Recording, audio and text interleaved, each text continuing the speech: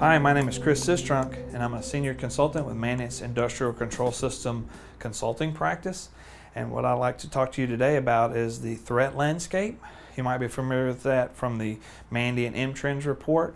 And we're going to talk about the 5 different types of attackers that could affect your control system. The first category is a nuisance attack. This really isn't a targeted type of attack.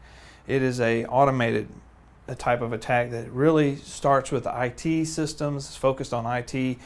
Well, guess what? Your control systems are often connected to your IT systems, and we see some things like commodity malware, especially, Configure. That's one commodity malware that infects control systems that still run Windows XP. That is a big issue still for a lot of companies. The next category is data theft, where you have a company that might be making something that has a formula or some kind of intellectual property, and you have a nation state that comes in and tries to steal this information, steal the formula, steal pharmaceutical data, things like that. So that is a type of attack what we would call a data theft attack.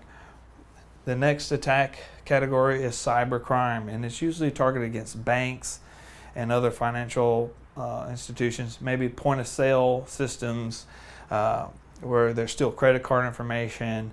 We really don't think that this is applicable to control systems, but if you have a financial issue with a control system, you might want to look out for this type of attack from cybercrime. The next category is hacktivism.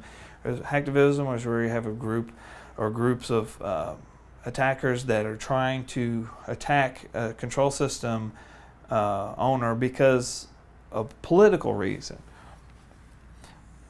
And they try to defame that company.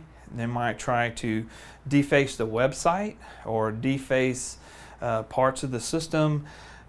We have Twitter and Pastebin. We've seen hacktivists post control system information to these websites and others where they've found information and posted it publicly to publicly shame this company or cause a negative public reaction.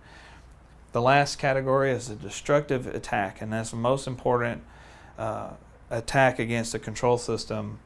The most famous of these is Stuxnet. It started really to get security awareness for control system security. The Stuxnet was discovered in 2010, so everything before 2010 was a lost decade. And I'll get to the vulnerabilities in a moment, but I want to talk about wiper malware as well. Wiper malware most recently was involved with the Ukrainian power grid attack in December of 2015. 3 companies had their power turned off to the customers. More than that, we think were targeted.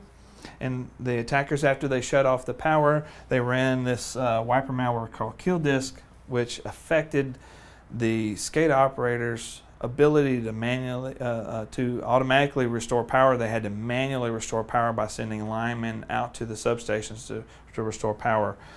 Well, I call this the lost decade before 2010 because there wasn't a whole lot of known ICS vulnerabilities.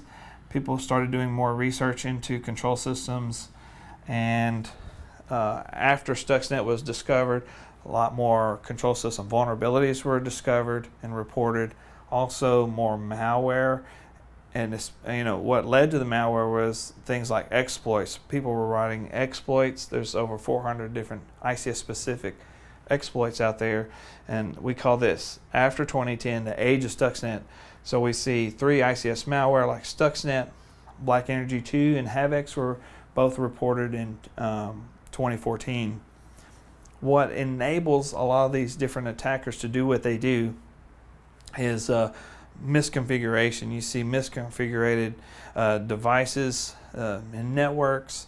You see limited segmentation between the IT and ICS, and sometimes you even see the control systems directly on the internet, and that's pretty bad. That's really low-hanging fruit, and you see websites like Shodan that show everything that's on the internet, and they have a whole area dedicated to control systems, which means that an attacker can just look what's on the internet, and let's go grab an exploit that was already published, and we can create this malware. That's what happened with Black Energy 2.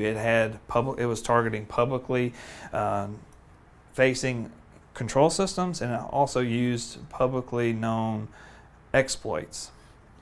The main thing to know as a defender is it's a who, not a what. You have people behind keyboards that are attacking your systems, and we as defenders need to have hands on keyboards to defend against these types of attacks. And that's really important to know. As a funny note, we also see that rodents are really attacking control systems as well, especially the power grid. So keep that in mind. Defend against all of these things. And also, if you would, take the time to watch our other FireEye video series. And thank you for watching.